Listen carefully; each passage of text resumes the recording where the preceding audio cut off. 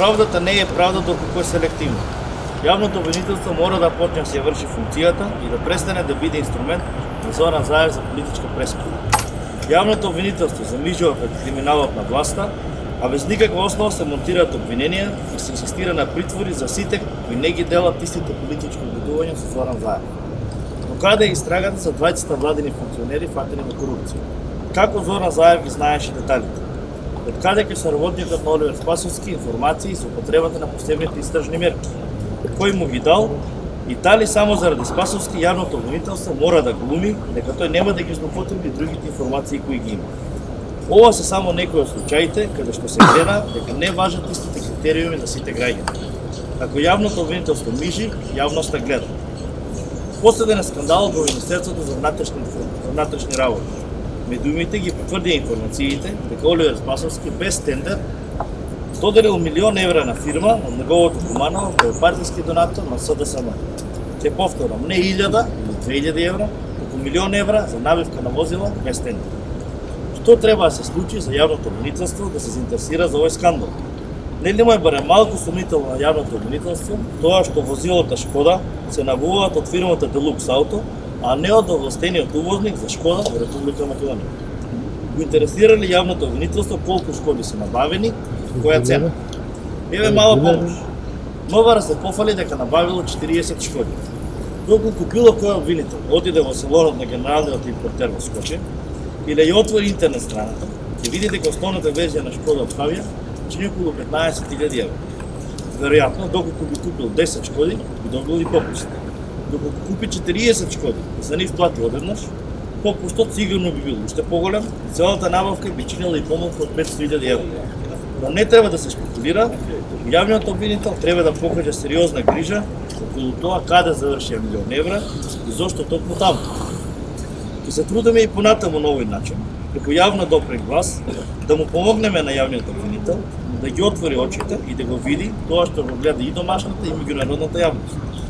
Македонија тоне во криминал и добро би било јавниот обвинител да провери дали фирмата Куманова добивала и други бизниси од локалната власт и каква е поврзаноста со партиските донации во СДСМ. Криминалот и корупцијата на новата власт ја заковаа Македонија на дното на листата на Transparency International. Одговорност за тоа има и јавното обвинителство кое нема храброст да ги испитува сомнителните договори на актуелната власт. Тоа мора да се промени, ќе се промени. Благодарам. Споминавте на рачови години. Кои обвиненија споминавте? Има нарачени обвиненија? С кои докази го споминавте? Веројатно, обвиненијата за кои зборуваме се направени без увид во сите материјални докази.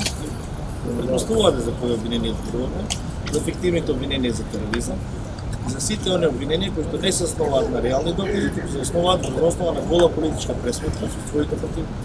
Како сериозна практика ќе побарате од јавното обвинителство да покрени постапка и против говорот на омраза и протестите пред домот на пратениците на СДСМ. Предпоставувам мислите на последниот протест, последните дни по усвоење на законот за јазици. Протести кои што ги гледаме последните дни не се ништо ново. Се сеќаваме на протестите каде што многу по-брутално се изјавуваше несогласувањето на граѓаните и на протестантите. Се сеќаваме на протестите пред домот на пораношниот премиер.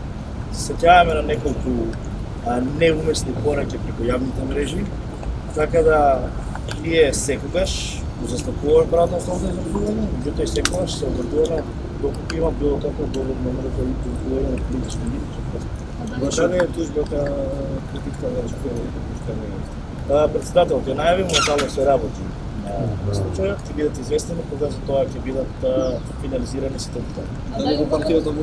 Во позадина на протестите бидејќи се забележуваат и членови и советници од ВМРО документи.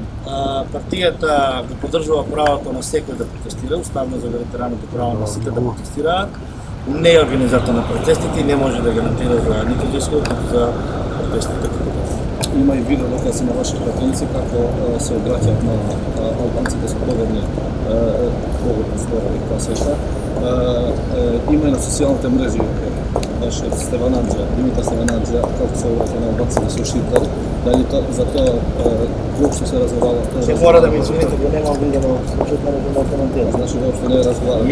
Јас лично не сум видел случајот, не можам да коментирам. Дали е разговарано, не потврдам, да